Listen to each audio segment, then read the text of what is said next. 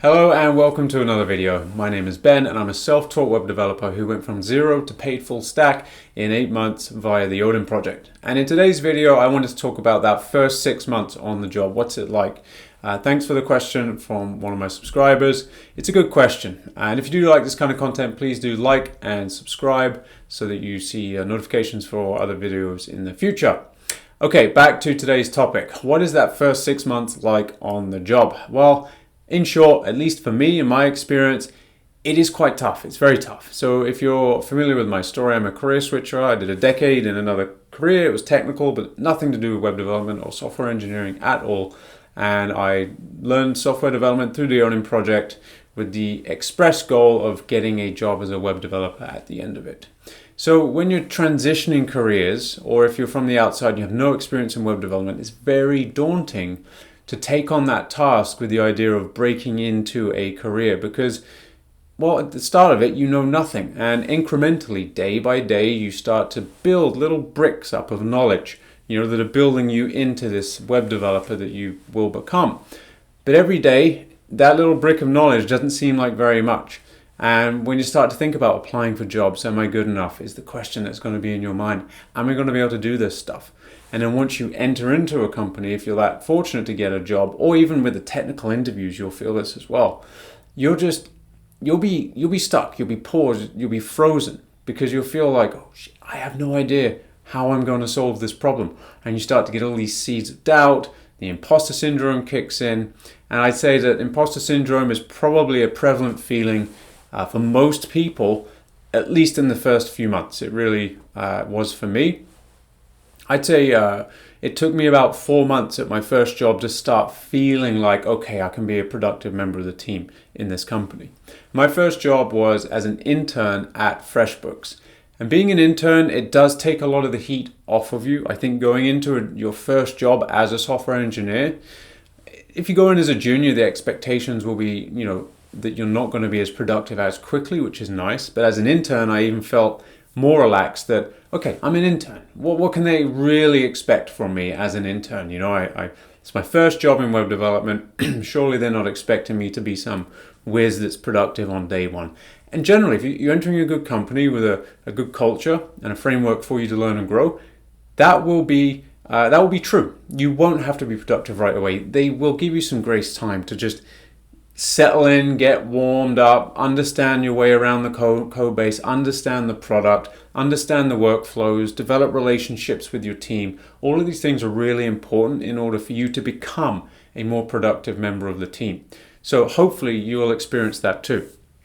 But as I said, my first job was an internship at FreshBooks, which is like an accounting, bookkeeping software, mostly aimed at small businesses that just to help them manage their accounts, invoices, as well as payroll. Just those kind of inner workings of a business that a lot of people don't have experience or time for. That's what this application does. Now, when I landed at FreshBooks, day one, I was so excited to finally have a role as a web developer in a Canadian company. But it was hard, very hard, especially for that first 4 months. So just imagine this. I'd gone through the Odin project. I'd spent a fair bit of time in Ruby and Ruby on Rails. I'd done a little bit of JavaScript. I'd done the foundations of JavaScript. I had an understanding of JavaScript and whatever you do in those foundations projects, it's pretty basic. So that was my level of knowledge. I got to the end of the Ruby on Rails path and had built a production application, which was a lot of work. But again, it was all in Ruby and Ruby on Rails. Ruby on Rails is a full stack framework, right? It packages up the back end and the front end for you. It renders the HTML server side to the front end. When I got to FreshBooks, it was very different. There were at least 50 distributed microservices on the back end, mostly in Python, all in Python, I believe. Oh, that's a lie. There was one app that was in Ruby on Rails, which handled their authentication and a couple of other things. The rest of the code base was in Python and Flask or Python and Django. And then for the front end, it was all JavaScript, and that was in Ember.js. And they were just starting to add in some small mini apps within the Ember.js framework that were dealing with certain components, and these were done in React. So these are kind of like micro applications of React. And if you've ever touched Ember.js, you'll know that it's got quite a steep learning curve to get used to. And for someone who'd never even seen a front-end framework in JavaScript, this thing was very daunting to begin with, very daunting. I remember just looking at the screen and just wondering, oh my gosh, because you need to understand the flow of information. I just think of it as the flow of an electron through an application. I like to know how that thing works when I'm working an application. I need to understand point A to point Z. But in this, I had no idea. I was trying to find my way around, going file to file, and there's all these conventions within the framework too that if you don't know them, you don't know them, and you just have to learn them as you go along. So this was really tough. And then working in Python Flask, again, the conventions are different to how they're handled in Ruby on Rails. And they're also working very strictly architecturally to the domain-driven design principles, which is quite different again than it is to Ruby on Rails. So it was a lot for me to get my head around. However, it took me about 4 months and a really difficult ticket to get to the point where I did feel more comfortable. And I was picking up tickets and I was getting them done on time within the sprint. And I was producing as many story points as other developers on the team, even though I was an intern. So it didn't take too long, but those first 4 months were really, really tough. The imposter syndrome felt strong at times, but I was very fortunate to have a lot of help. I can't understate the value of having help when you're in this situation. So it was a big company, a couple hundred developers, and I was on a team, or it was about 10 developers to start, and then we shrunk down into, we split into pods of 5 developers.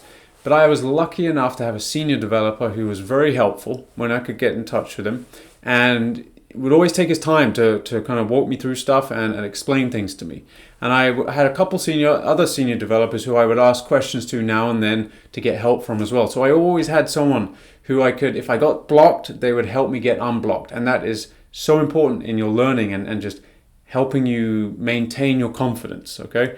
And slowly, but day by day, I felt my understanding of the product and understanding of the code base growing incrementally to the point where I became far more comfortable. And in my second internship, it was my second 4 months, I was working by myself on projects along with product on these kind of side projects and getting things done to their satisfaction. And that felt really good to be able to be that productive.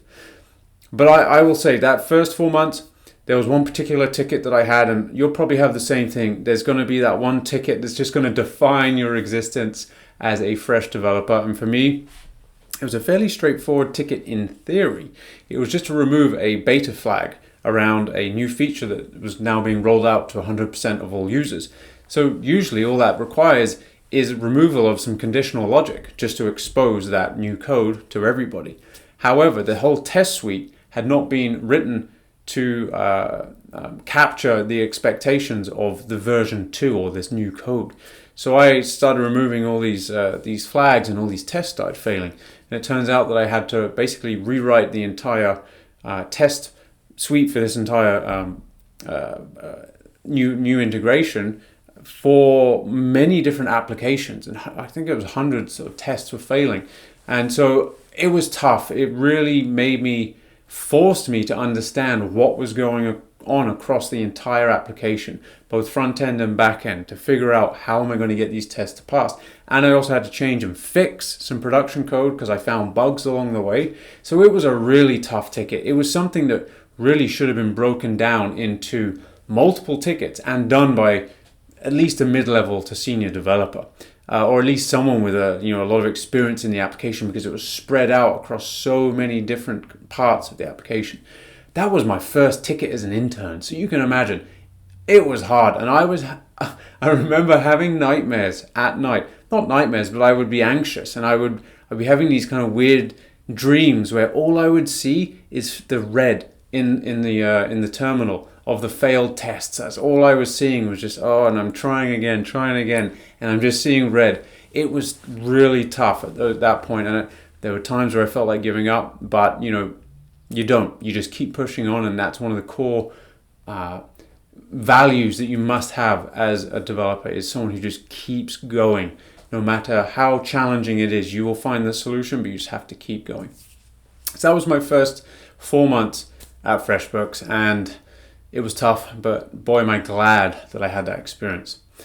And then my second job, which is as a Ruby on Rails developer for a B2B company in Canada, that was also, it had its challenges as well, because I was now entering in as a, let's say, a full-fledged developer. I was no longer able to hide under an intern job title or a junior job title. I was expected to be able to hit the ground running and add value as this Ruby on Rails developer in this company. It was a completely different environment too, because it was a small company. So I came from a company with lots of processes already built in and lots of documentation, 200 developers. Now I'm one of 3 developers, and one of those developers is the founder and CEO who I'm working with closely.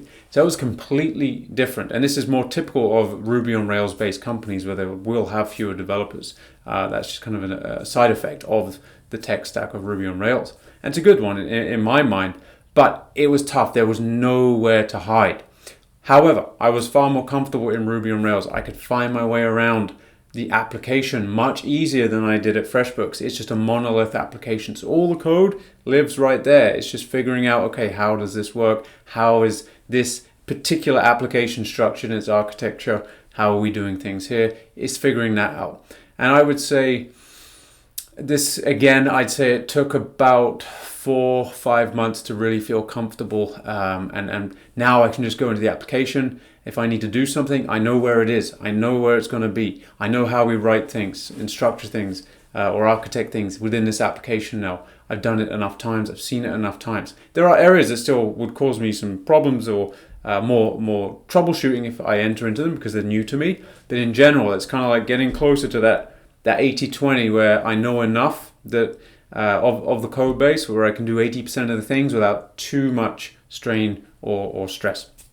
But it does take time.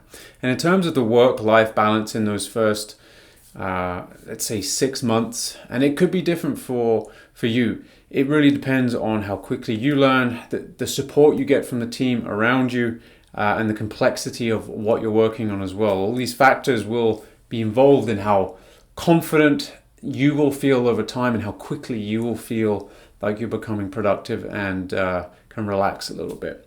But the work-life balance in those first 4 to 6 months is going to be much harder than afterwards. Right now in my job, I sleep well at night. I don't think about work after hours. I don't think about work on the weekends. I don't have dreams about failing tests. There are days where I'm stressed, especially if there's a timeline to work to, but I think that's normal in most jobs, right? And that's more about being in a pressure cooker than it is about feeling like you can't do the job and you're getting imposter syndrome. I think that's a far worse feeling. But the work-life balance, the first 4 to 6 months, do expect it to be a bit challenging. You might feel like you have to do some reading or tinkering around after hours. You might work longer days just because you feel like you need to be more productive or at least meet a certain bar of productivity. You are going to have times where you feel like an imposter. It's going to be very stressful.